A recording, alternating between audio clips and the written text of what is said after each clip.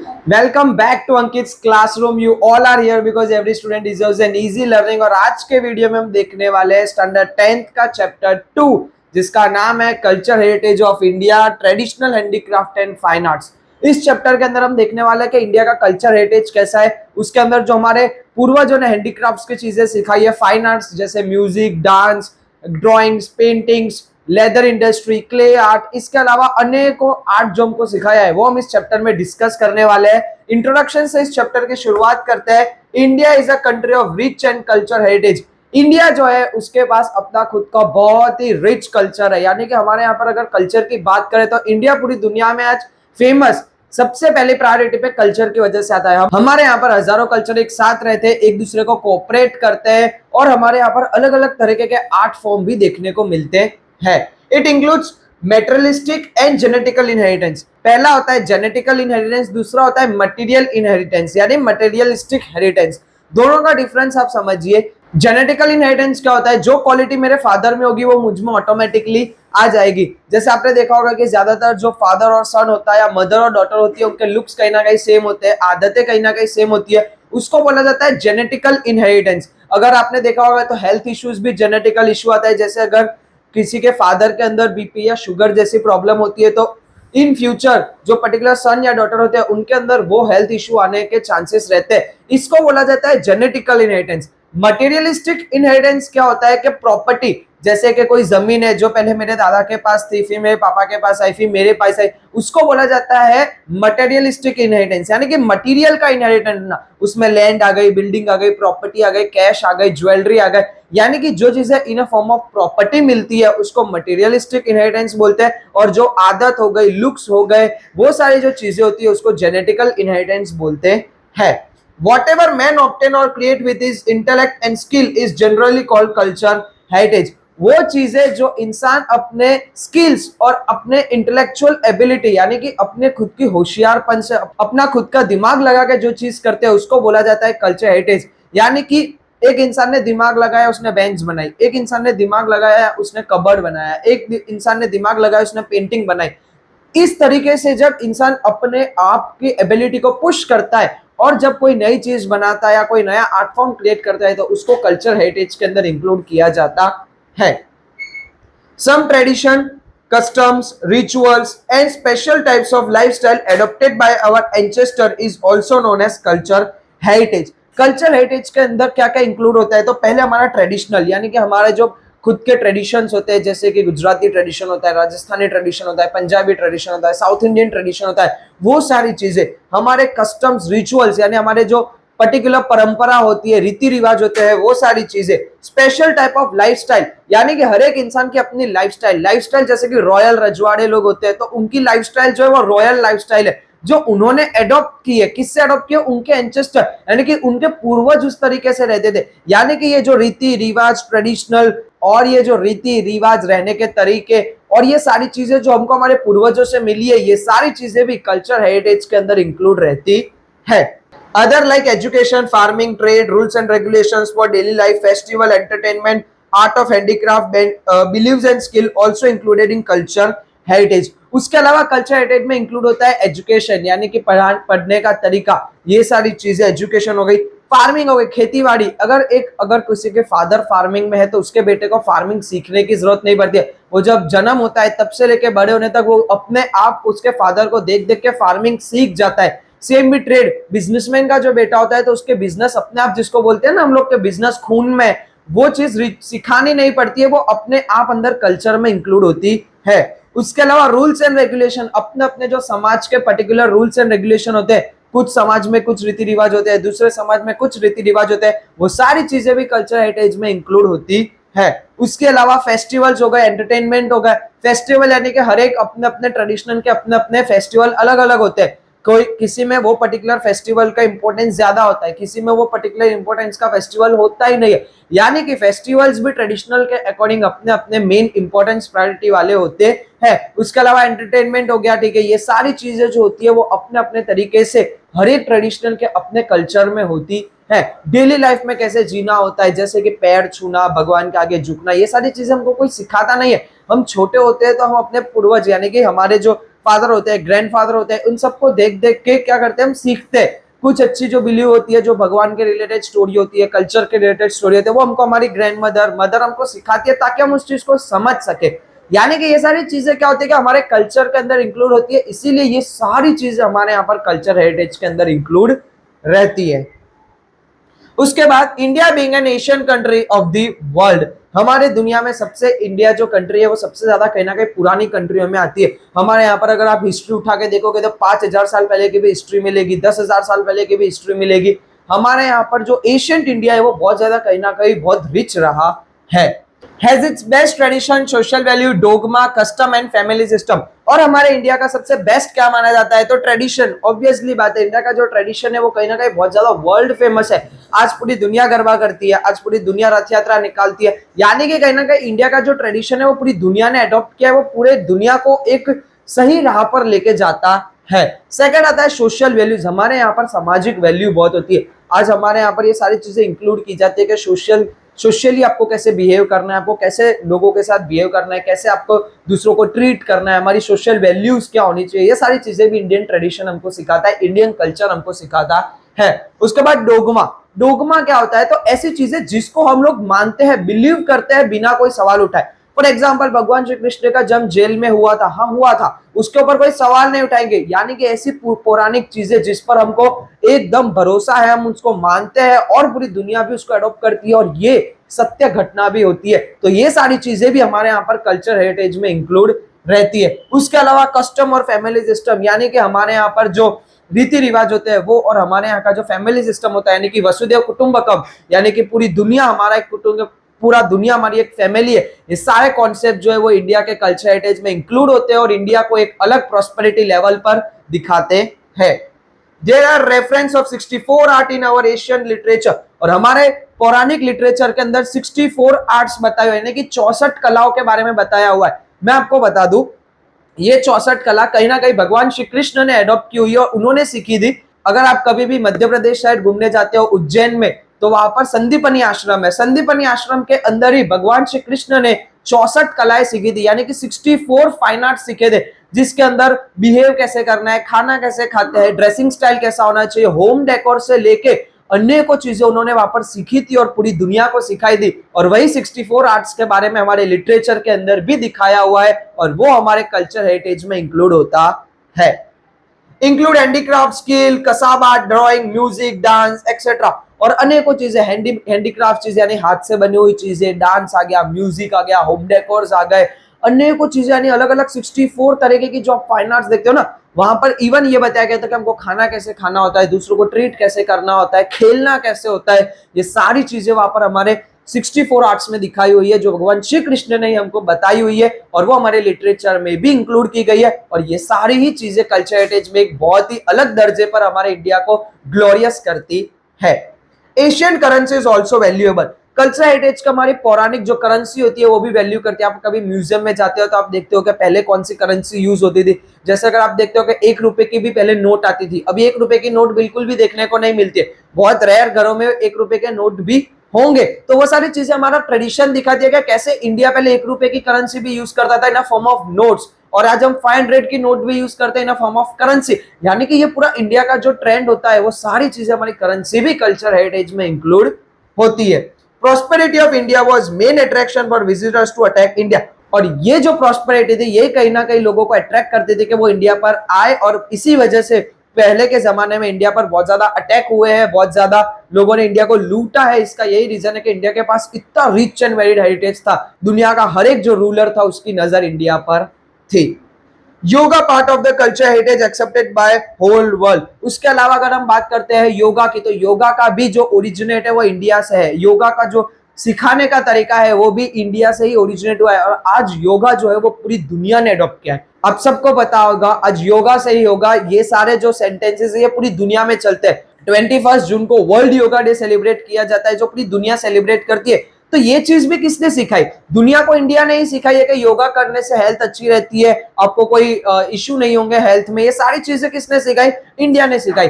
आयुर्वेदा ले लो तो आयुर्वेदा भी किसने सिखाया? इंडिया ने सिखाया। जहां पर बड़ी बड़ी मेडिकल फैसिलिटी भी फेल हो जाती है वहां पे आयुर्वेदा जो होता है वो उस चीज को ठीक करने की क्षमता रखता है। उसके अलावा वास्तुशास्त्र, एस्ट्रोनॉमी, एस्ट्रोलॉजी, मैथमेटिशियन, ये सारी ही चीजें जो है वो इंडिया ने ही कहीं ना कहीं पूरी दुनिया को दिया है और इसीलिए इंडिया का जो कल्चर है उसको rich and varied heritage culture बोला जाता है।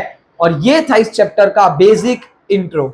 नेक्स्ट जो टॉपिक है, art of Indian artisans. The beauty of Indian culture heritage is lying in tradition art width of its artisan. India की जो कला है वो कला कैसे होती है? कलाकार से होती है। आप समझिए, कला ही है पर कलाकार ही नहीं है तो वो कला को परफॉर्म कौन करेगा? यानी आर्ट के ऊपर पूरा का पूरा जो डिपेंड होता है वो होता है आर्टिशियन। यानी म्यूजिक है बट कोई गाने वाला नहीं है, इंस्ट्रूमेंट है पर कोई बजाने वाला नहीं है, पेंट पड़ा है पर कोई पेंट करने वाला नहीं है। ये सारी चीजें जब होती है वो आर्टिशियंस करते हैं, इसीलिए आर्टिशियंस की वैल्यू बहुत ज्यादा होती है जो हमारे आर्ट को, हमारी कला को बहुत ज्यादा जिंदा रखते हैं। Weighing, embroidery, wooden art, clay art, drawing, painting, leather industry, animal work, sculpture, architecture, skill work, diamond work etcetera, ये सारी यूनिक आइडेंटिटी है इंडिया की। इंडिया के अंदर क्या क्या होता है? वीइंग होता है, एम्ब्रॉयडरी वर्क आपने देखा होगा, स्कल्पचर होता है, आर्किटेक्चर होता है, वुडन आर्ट यानी कि लकड़ों पर कला करना, क्ले वर्क यानी मिट्टियों से चीजें बनाना, एम्ब्रॉयडरी करना, ड्राइंग करना, डांस करना, म्यूजिक करना, इसके अलावा कितनी सारी चीजें। यानी कि इंडिया की ये सारी यूनिक आइडेंटिटी के अंदर आता है कि इंडिया के अंदर ये सारी चीजें ओरिजिनेट हुई है जो पूरी दुनिया अडॉप्ट कर दिया। होम डेकोर लेना, मंदिरों को सजाना, जो भगवान की मूर्ति होती है उसके अंदर श्रृंगार करना, ये सारी चीजें जो होती है वो Indian heritage, Indian culture heritage के अंदर इंक्लूड होती है। और ये सारी चीजें जिंदा रखने वाले कौन होते हैं? एक आर्टिस्ट लोग होते हैं, आर्टिशियन लोग होते हैं, जिसकी वजह से हमारी जितनी भी कला होती है वो कला जिंदा रहती है। और ये कला जिंदा रहनी भी चाहिए, वरना ये जितनी भी कला है वो सिर्फ एक किताबों में रह जाएगी, रियल लाइफ में नहीं देखने को मिलेगी। अगर आप अभी जयपुर, जोधपुर, जैसलमेर जैसी जगह पर जाते हो तो आपको वहां पर अभी भी जो चूड़ियां होती है वो हाथ से बनी हुई देखने को मिलती है, लाइव बनाते हुए देखने को मिलती है। यहीं पर अगर आप गुजरात में जाते हो तो आपको बांधनी वर्क देखने को मिलेगा, पाटन में जाते हो तो पटोला वर्क देखने को मिलेगा, महाराष्ट्र में जाते हो तो आपको उसका आर्ट देखने को मिलेगा। यानी इंडिया के हर कोने के अंदर आर्ट है और वो आर्ट को जिंदा रखते हैं आर्टिस्ट लोग। इसीलिए हमेशा जो आप बड़ी डिग्री लेते हो, डॉक्टर, इंजीनियर, वो तो ठीक है, बट अगर आपको कोई आर्ट आता है तो वो आर्ट भी आपको उसके अंदर प्रोग्रेस करनी है ताकि वो चीजें इंडिया को डेवलप करने में आगे और भी मदद करे, क्योंकि ऐसी चीजें पूरी दुनिया में और कहीं पर भी देखने को मिलती नहीं है। अब नेक्स्ट जो हम टॉपिक देखने वाले हैं वो है क्ले वर्क। क्ले वर्क यानी क्या होता है? यहाँ पर बहुत सारे स्टूडेंट्स ये गलती करते हैं। क्ले यानी वो समझते हैं जो छोटे बच्चे, जो किड्स होते हैं वो प्ले करते हैं, क्ले से कुछ चीजें बनाते हैं। यहाँ पर वो क्ले का मतलब नहीं होता है। क्ले का मतलब होता है मिट्टी, जो हम लोग चिकनी मिट्टी जिसको बोलते हैं, उसका मतलब होता है क्ले वर्क। अब क्ले वर्क के बारे में आप समझते हैं तो इंसान और मिट्टी का जो नाता है ना वो बहुत ज्यादा यूनिक है। यानी पहले कुछ भी नहीं था, पहले इंसान मिट्टी के साथ ही जुड़ा हुआ रहता था, एग्रीकल्चर करता था, मिट्टी में ही रहता था, मिट्टी में ही खाता था, मिट्टी में ही खेलता था। यानी क्ले और इंसान का जो रिश्ता है वो बहुत ज्यादा पौराणिक और बहुत ज्यादा अच्छा माना जाता है। और क्ले यानी क्या होता है? तो पहले के जमाने में स्टील या एल्यूमिनियम या ऐसे सारे बर्तन नहीं हुआ करते थे। पहले के जमाने में खिलौने भी मिट्टी के होते थे, बर्तन भी मिट्टी के होते थे। तो वो जो क्ले वर्क है उसके बारे में दिखाया गया है कि पहले के लोग इतने क्रिएटिव थे कि वो मिट्टी से वो बर्तन बनाते थे। बर्तन कैसे बनते थे? तो चूल्हा हो गया, ठीक है, चूल्हा होता था वो भी मिट्टी का होता था, उसके ऊपर जो बर्तन होता था वो भी मिट्टी का होता था, ठीक है। जो हम लोग घी होता है, बटर मिल्क यानी छाछ होता है, दूध होता है, ये सारी चीजें रखने के लिए भी कहीं ना कहीं मिट्टी का ही यूज होता था, यानी कि मिट्टी के बर्तन का यूज होता था। आप देखना, अब हम सबके घर पर एक मिट्टी का जो होता है वो क्या होता है? घड़ा होता है। वो घड़ा हमेशा पानी ठंडा करता है। यानी कि जो चीजें नेचर दे सकती है ना वो कोई भी आर्टिफिशियल फ्रीज वगैरह नहीं दे सकते, रेफ्रिजरेटर नहीं दे सकते। क्यों? क्योंकि उसके अंदर जो होता है वो इंडिया के आर्ट एंड आर्किटेक्चर और इंडिया की जो हेरिटेज होता है उसकी एक स्मेल होती है जो कहीं ना कहीं हमको बहुत ज्यादा अट्रैक्ट करती है।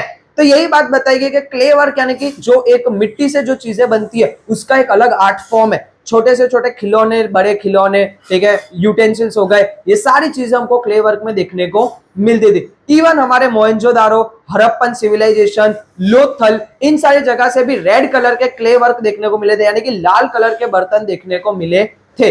अब उस टाइम पर ना पोटर्स व्हील जो होता था ना, पोटर्स व्हील किसको बोलते हैं? तो पॉटर्स व्हील यानी कि जो आप देखते हो कि जो कुंभार होता है, ठीक है, जो पॉटरी करता है, उसके पास एक व्हील जैसा होता है जिसको वो घुमाता है और उसके ऊपर वो चीज बनाता है। वो चीज उस टाइम पे, वो इक्विपमेंट बहुत ज्यादा अच्छा माना जाता था क्योंकि जिसके पास वो होता था वो सारे यूटेंसिल्स बना पाता था। हमारे क्ले वर्क में टोटल दो तरीके के क्ले वर्क देखने को मिलता है, एक होता है बेक्ड और एक होता है अनबेक्ड। बेक्ड यानी कि जो जिसको सेका जाता है उसको बोला जाता है बेक्ड। अनबेक्ड यानी कि जिसको सेका जाता नहीं है। देखिए अब कभी भी आपने मूवीज वगैरह में देखा होगा, पहले कोई बर्तन बनता है, ठीक है, कच्चा मिट्टी का, उसको सुखा देते हैं, ठीक है, और बाद में उसको यूज करते हैं, वो अनबेक्ड। और बेक्ड किसको बोलते हैं? जैसे कि कोई चीज बनाई उसको बाद में सेका जाता है, जैसे कि ईट, आपको पता है कि ब्रिक्स जो होती है, रेड कलर की ब्रिक्स जो घर वगैरह बनाने में यूज होती है, अगर आपने देखा हो तो पहले ईंटों को बनाया जाता है मिट्टी से, बाद में उसको सेका जाता है, यानी कि एक हाई टेम्परेचर पर उसको बेक किया जाता है, उसको बोला जाता है बेक्ड क्ले वर्क, यानी कि बेक्ड यूटेंसिल्स। तो इसी तरीके से क्ले वर्क जो है वो इंडिया का बहुत ज्यादा फेमस है। यहाँ पर बेक्ड और अनबेक्ड देखने को मिलते हैं क्ले यूटेंसिल्स। उसके अलावा किचन वर्क में पहले के जमाने में सब कुछ जो था वो क्ले वर्क का ही यूज होता था। उसके अलावा क्ले वर्क का वर्क आपने देखा होगा गांव वगैरह में जो घर होते हैं ना, उसको प्लास्टर करने के लिए भी यूज होता है। जैसे आपने देखा होगा कि काउ डंग यानी कि जो गाय का गोबर होता है वो और मिट्टी को मिक्स करने के बाद उसका एक प्लास्टर जैसा बनाया जाता है और उसको पूरे घर पर बिछा दिया जाता है, यानी लेपा जाता है, जिसको बोलते हैं कि लेप देते हैं उसको। उससे क्या होता है कि घर के अंदर एक ठंडक मेंटेन रहती है, ठीक है। ज्यादातर ये सारी चीजें लोग समर में करते हैं ताकि जो गांव के घर होते हैं, कच्चे घर होते हैं, वो मजबूत रहे, दूसरा उसके अंदर ठंडक बनी रहे। ये सारी चीजें भी हमारे यहाँ पर ट्रेडिशन के अंदर इंक्लूड है। आज भी ये चीजें यूज होती है गांव वगैरह के एरिया में। या फिर आप अपने फादर या मदर को इसके बारे में पूछेंगे कि घर को लेपा जाता है जो गाय के गोबर और क्ले यानी कि मिट्टी को मिक्स करके, तो वो भी आपको इस चीज के बारे में बताएंगे। फैमिली के साथ कभी कभी ये सारी बातें करना भी इंपॉर्टेंट होता है, जिसकी वजह से ये जो चीजें आप अभी यहाँ पर थियोरी पढ़ रहे हो वो आपके पेरेंट्स आपको प्रैक्टिकल नॉलेज भी दे सकते हैं। उसके अलावा अगर क्ले वर्क की बात करें तो नवरात्रि में जो गरबा होता है, ठीक है, वो गरबा जिसका मेन रोल होता है, नवरात्रि गरबा खेलने के लिए तो अच्छी बात है, ट्रेडिशन को फॉलो करना अच्छी बात है। आजकल जो नवरात्रि को लेकर ट्रेंड है वो सब अलग है, बट उसका जो मेन पर्सपेक्टिव होता है वो होता है जो साधना करना जगदम्बे माँ की, जो पूजा करना, वो उस गरबों का मेन रोल होता है। वो गरबा आपने देखा होगा एक मटकी जैसा होता है जिसके अंदर पॉट्स होते हैं, यानी कि छोटे छोटे होल्स होते हैं, और उसके अंदर हम लोग अर्थन लैंप यानी कि दिया रखते हैं, और उसको लेके जो गरबा करना होता है वही से नाम आता है गरबा। और उस पर्टिकुलर जो वो पॉट होता है इसको बोला जाता है गरबो, तो वो भी क्ले यूटेंसिल का होता है। और हमारे ये जो मिट्टी की चीजें ये हमारे ट्रेडिशन के लिए भी बहुत इंपॉर्टेंट है, इन अ फॉर्म ऑफ रिलीजियस भी बहुत इंपॉर्टेंट है। और हमारे पहले के टाइम पर सारी ही चीजें क्ले यूटेंसिल्स यानी कि क्ले वर्क से ही होती थी। उसके बाद जो नेक्स्ट टॉपिक है वो आर्ट ऑफ वीइंग। अब वीइंग का मतलब क्या होता है कि जब दो धागे यानी दो थ्रेड्स को एक दूसरे के अंदर इंटरेक्ट करने के बाद जब कोई कपड़ा बनता है या कोई एक आर्ट फॉर्म बनता है उसको बोला जाता है वीइंग, ठीक है। हमारे जो कपड़े वगैरह होते हैं वो सब वीइंग से बने जाते हैं। अब आप समझे कि वीइंग क्या होता है। तो पहले के जमाने में जब एक पर्टिकुलर कॉटन में से यानी कि एक कॉटन में से उसको जो डोरा बनाया जाता था उसको बोला जाता है स्पिनिंग। और स्पिनिंग बनाने के बाद जब दो डोरों को एक साथ इंटरेक्ट किया जाता था तो उसको बोला जाता था विंग। अब आपने गांधी जी को देखा होगा, गांधी जी के फोटोज में आपने चरखा देखा होगा जिसको हम बोलते हैं चरखा। वो चरखा क्या करता था कि कॉटन में से जब उसको घुमाने देता था वो एक डोरा बनाया जाता था, वो डोरा जो होता है उसको स्पिनिंग बोला जाता है। और ये जब गांधी जी ने शुरू किया था स्वदेशी मूवमेंट के टाइम पर सेल्फ रिलायंट बनने के लिए, जबकि इंडिया खुद ही कपड़ा बनाएगा और खुद ही वो कपड़ा पहनेगा, ये सारे जब मूवमेंट आए थे तब ये सारी चीजें बहुत ज्यादा प्रमोट हुई थी। और ये जो आर्ट ऑफ वीइंग है ये भी हमारे इंडियन हेरिटेज कल्चर का पार्ट है, क्योंकि पहले के टाइम के लोग जो कपड़ा होता था वो भी खुद ही बना के पहनते थे और खुद ही मार्केट में बेचते थे। उसका एक हैंडमेड जो एक टच होता है वो सारा देखने को मिलता था। आज भी आप देखते हो हैंडमेड कपड़े देखने को मिलते हैं, हैंडमेड क्लोथ्स होते हैं जहां पर बोला जाता है कि इसके ऊपर हाथ से वर्क किया जाता है। उन सारी चीजों का प्राइस ज्यादा होता है क्योंकि उसके अंदर मेहनत बहुत ज्यादा लगती है। एक जो प्रिंटेड शर्ट होता है उसको बनाने में 5 मिनट लगती है, पर जो एक हाथ से बनाने वाला कुर्ता होता है इसको बनाने में 5 दिन भी लगे हुए थे। इसीलिए जो पैसे होते हैं ना वो उनकी मेहनत के होते हैं। तो ये सारी चीजें जो है वो आर्ट ऑफ वीइंग के अंदर इंक्लूड होती है, यानी कि डोरे को एक साथ इकट्ठा करने के बाद अलग अलग चीजें बनाना। उसके अंदर गलीचा भी बनता है, उसके अंदर फिर कपड़े भी बनते हैं, अलग अलग आर्ट फॉर्म्स, अलग अलग चीजें उसके अंदर बनती है। नेक्स्ट जो टॉपिक है वो है हैंड वीइंग। हमने जो अभी वीइंग की बात की कि जो दो धागे होते हैं उनको आपस में ज्वाइन करके या आपस में इंटरेक्ट करने के बाद जो कपड़ा बनाया जाता है तो उसको कहीं ना कहीं वीइंग बोला जाता है। तो वो वीइंग हाथों से होती है। Since Asian time India is known for its textile known how. हमारे यहाँ पर इंडिया बहुत ही पहले से टेक्सटाइल के लिए बहुत ज्यादा फेमस है। टेक्सटाइल यानी कि कपड़े को लेके हमारे यहाँ पे बल्क में कपड़ा बनता है और बल्क में कपड़ा बिकता भी है। पूरी दुनिया में हमने कहीं ना कहीं कॉटन टेक्सटाइल इंडस्ट्री और बाकी सारे टेक्सटाइल इंडस्ट्रीज के अंदर बहुत ज्यादा डेवलप किया है, इवन आज भी। It's well known that the whole piece of cloth of particular size taka or fine muslin of Dhaka could easily pass through a single ring could be adjusted in a matchbox. हमारे यहाँ पर जो बड़े bulk में order आता है यानी कि एक ही कलर का एक ही साइज का बहुत सारा कपड़ा होता है, उसको टाका बोला जाता है। वो ताके जो होते हैं वो मसलिन के जो धागा होता है वो इतना जो सॉफ्ट होता है, इतना थिन होता है कि एक छोटी सी रिंग में से पूरा का पूरा जो कपड़ा है वो पास आउट हो जाता है, एक छोटे से मैच बॉक्स के अंदर पूरा कपड़ा समा जाता है। इतना सॉफ्ट और इतना मुलायम वो कपड़ा होता है। ये सारे जो फैब्रिक है ये हमारे यहाँ पर हैंडमेड बनाए जाते थे। Moreover, carpet galicha of several region, knitting work on atris and artistry etc. occupied a prominent place. हमारे यहाँ पर जो वो विंग से है, विंग से गलीचे बनाए जाते थे। गलीचे यानी जिसको हम कारपेट बोलते हैं। आपने देखा होगा किसी के घर पे एक रेड कलर के या ब्राउन कलर के जो कारपेट्स बिछाए हुए होते हैं, वो सारे कारपेट हम बना देते हैं। उसके अलावा नाइटिंग वर्क करते थे यानी कि कपड़े बनाना, ये सारी चीजें भी हमारे यहाँ पर होती थी। वो सारी चीज कैसे होती थी? विंग से होती थी, यानी कि दो धागे यानी अलग अलग मल्टीपल धागों से इंटरेक्ट करके वो पूरी चीज बनाई जाती थी। एक ब्यूटीफुली आर्टिस्ट्री बनाई जाती थी, यानी जिसको आजकल लैंग्वेज में हम लोग एस्थेटिक बोलते हैं, उस तरीके का पूरा चीज बनती थी। Among them patola of Patan, Kanjeevaram and Banarasi sari, bandhani sari of Rajasthan are unique identity of India. अगर हम बात करते हैं अभी स्पेशली साड़ी की, तो साड़ी एक ऐसा क्लोथ है जो हर रीजन का अपना अलग अलग होता है। जैसे कि पाटन का पटोला लो, पाटन का जो पटोला है वो वर्ल्ड फेमस है फॉर इट्स विंग फैसिलिटी। यहाँ पर जो विंग का तरीका होता है पाटन ऑफ पटोला का, वो पूरी दुनिया में और कहीं देखने को नहीं मिलता है। फिर बात करते हैं अगर बनारसी साड़ी की, तो जो बनारस से बहुत ज्यादा फेमस है वो उससे इंस्पायर्ड है, वहां के थीम से इंस्पायर्ड है। वहीं पर अगर हम गुजरात और राजस्थान के कुछ प्रोमिनेंट प्लेस लेते हैं, वहां पर बांधनी बहुत ज्यादा फेमस है। तो ये सारी जो साड़ी होती है, ये साड़ी क्या करती है? अपने अपने ट्रेडिशन को शो करती है। साउथ में आप जाओगे तो आपको कांजीवरम साड़ी देखने को मिलेगी जो एकदम प्रेस टू एकदम स्ट्रेट साड़ी होती है। तो ये सारी जो चीजें होती है, ये सारी चीजें हाथों से बनाई जाती थी पहले। आज भी ये सारी चीजें आपको देखने को मिलेगी, बट जो हैंडमेड होगी वो कहीं ना कहीं एक्सपेंसिव होगी। इसकी जो चीप क्वालिटी होती है यानी जो मशीन फैब्रिक होता है, वो आज के जमाने में आपको ज्यादा देखने को मिलेगा। पर ये सारी ही चीजें बनाने की शुरुआत तो इंडिया से हुई थी और इसीलिए यूनिक प्लेस होल्ड करता है इंडिया इन सारी चीजों के अंदर। During the golden period of Solanki era, Gujarat had progress in this field. और जब गुजरात के अंदर सोलंकी एरा यानी कि सोलंकी लोग यहाँ पर रूल करने आए, इसकी वजह से गुजरात के अंदर टेक्सटाइल का डेवलपमेंट हुआ और इसकी वजह से आज भी गुजरात कहीं ना कहीं टेक्सटाइल फैब्रिकेशन में टॉप पर आता है। During the region of Siddhraj Jaysinh, many artisans weavers came and settled in Patan. अब स्पेशली पाटन की बात करते हैं तो सिद्धराज जयसिंह के राज में बहुत सारे जो आर्टिस्ट लोग थे, व्यूअर्स लोग थे, वो सारे लोग पाटन में गए और पाटन में ही सेटल आउट हो गए, यानी कि वो लोग पाटन में ही रहने लगे। The Patolas of Patan become world famous. और उसके बाद जो उन लोगों ने पटोला बनाया, पाटन का जो पटोला बनाया, वो पूरी दुनिया में फेमस हुआ और आज भी पाटन ऑफ पटोला जो है वो पूरी दुनिया में एक प्रोमिनेंट प्लेस हासिल करता है, यानी कि एक टॉप पर बोला जाता है। This art of Patan is more than 850 years old। और ये जो पटोला बनाने की स्किल्स है वो हर किसी के अंदर आपको देखने को नहीं मिलेगी। और ऐसा बोला जाता है कि जो ये पटोला है, पाटन ऑफ पटोला, ये बनाने की जो कला है वो तकरीबन 850 years old है, यानी कि 850 साल पुरानी ये कला है।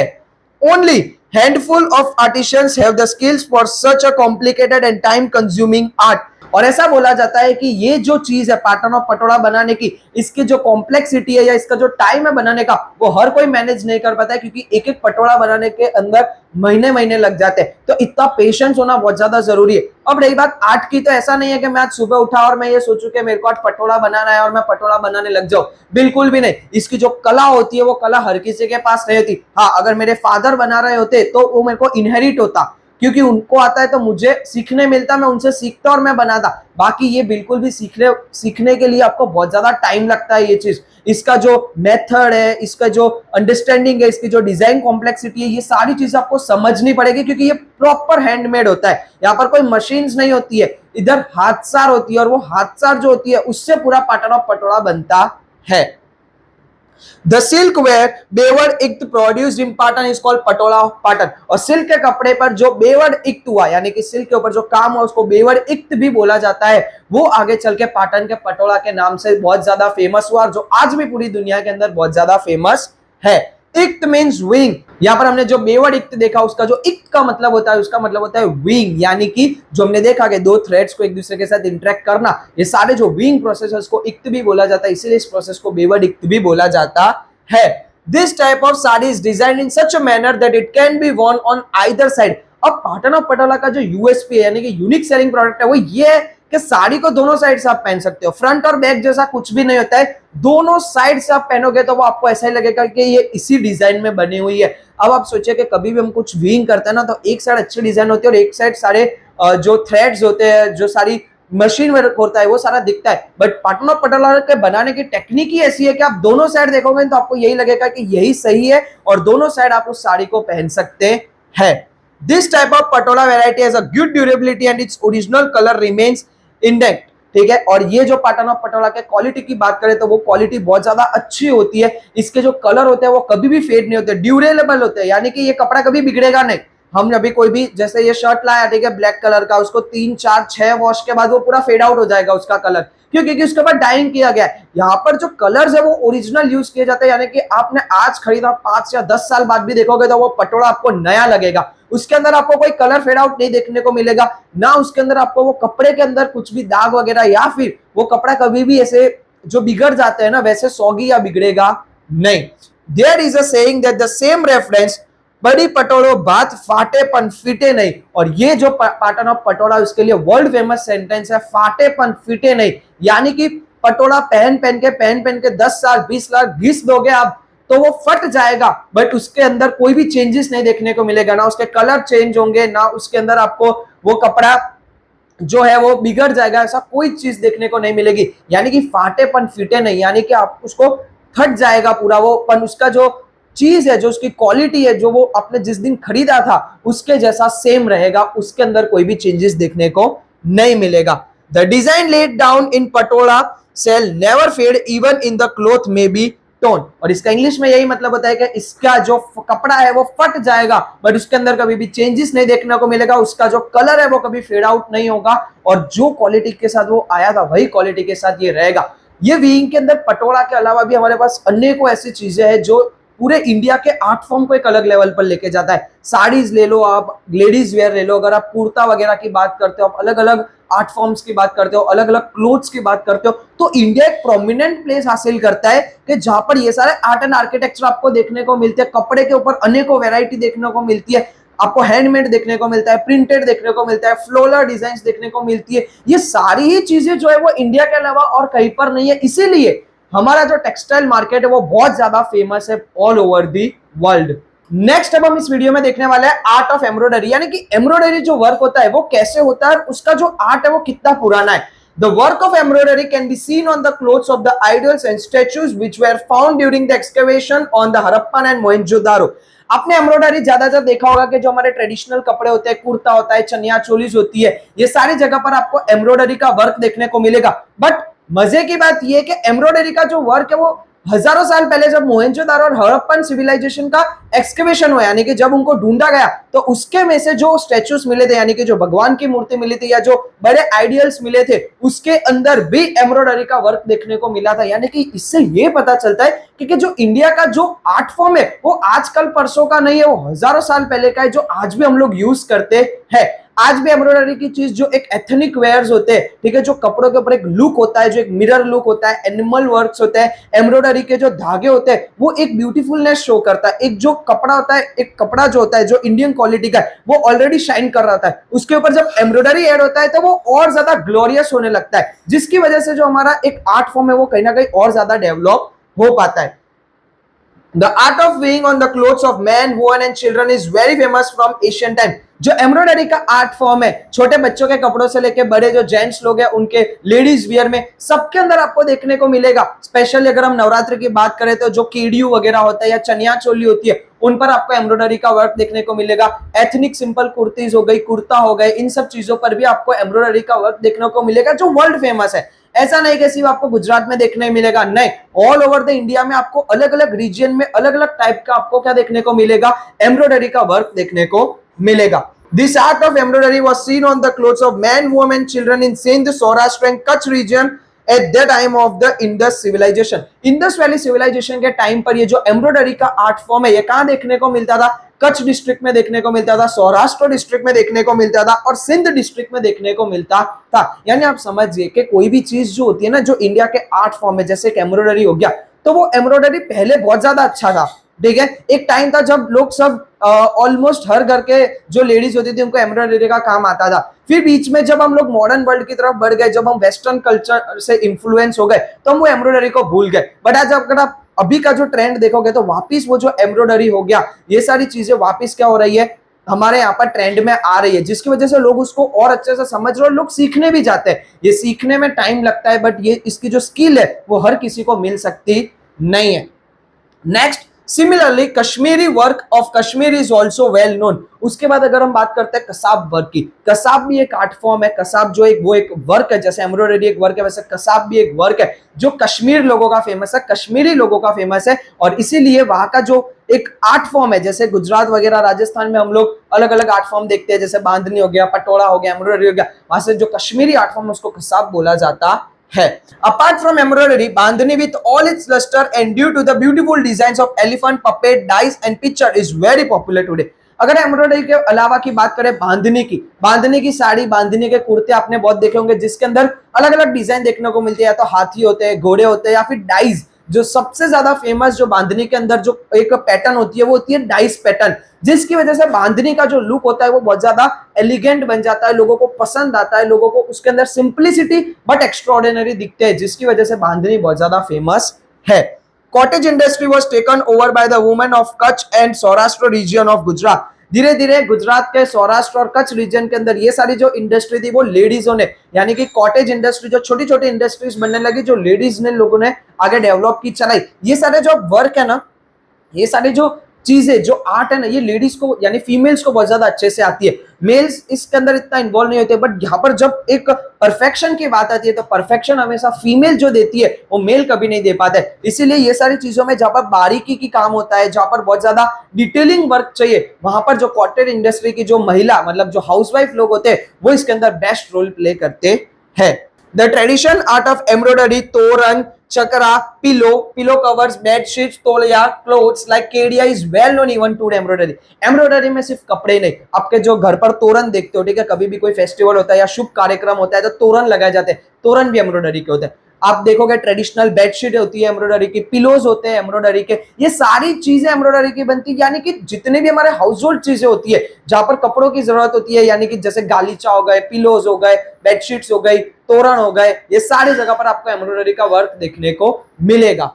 Embroidery work is also carried out quite shawls with different designs। Embroidery work of Jat community of Banni area of Kutch is unique in itself। इसके अलावा अगर हम बात करते हैं एम्ब्रॉयडरी वर्क का यूज होता है शॉल बनाने में, जो एक रिस्पेक्ट शो करता है। शॉल जो होती है उसके अंदर एम्ब्रॉयडरी वर्क होती है जो वार्मनेस देती है लोगों को। इसी वजह से एम्ब्रॉयडरी जो वर्क है वो कहीं ना कहीं बहुत ज्यादा डेवलप्ड हुआ है। उसके बाद अगर बात करें कि जाट रीजन जो कम्युनिटी है, जाट कम्युनिटी जो है कच्छ की, उसका जो एम्ब्रॉयडरी वर्क है वो कहीं ना कहीं अपने आप में बहुत ज्यादा यूनिक है, अपने आप में बहुत ज्यादा एक्स्ट्राऑर्डिनरी है। देखिए हर एक, अगर आप इंडिया में ना एक पर्टिकुलर रीजन को क्रॉस करते हैं ना, आपको वहां का हर चीज देखने को मिलेगी, चेंज हो जाती है। जैसे कि अगर आप गुजरात से राजस्थान चले गए, आपको वहां का खाना पीना, बोली, पहरवेश, उसकी डिजाइन, उसका आर्ट सब कुछ बदल जाता है। तो यहाँ पर कच्छ में भी ऐसा ही है कि जो जाट कम्युनिटी है उनका जो आर्ट है वो कहीं ना कहीं बहुत ज्यादा अलग है, वो अपने आप में एक बहुत ज्यादा अच्छा और अपनी खुद की एक आइडेंटिटी शो करता है। आज का वीडियो हम लोग यही तक रखेंगे। आप कमेंट्स में बताइए कि आपको वीडियो कैसा लग रहा है, एक्सप्लेनेशन कैसा लग रहा है। लाइक कीजिए, शेयर कीजिए, कमेंट कीजिए और जुड़े रहिए अंकित क्लासरूम के साथ। जय हिंद, जय Bharat, thank you very much.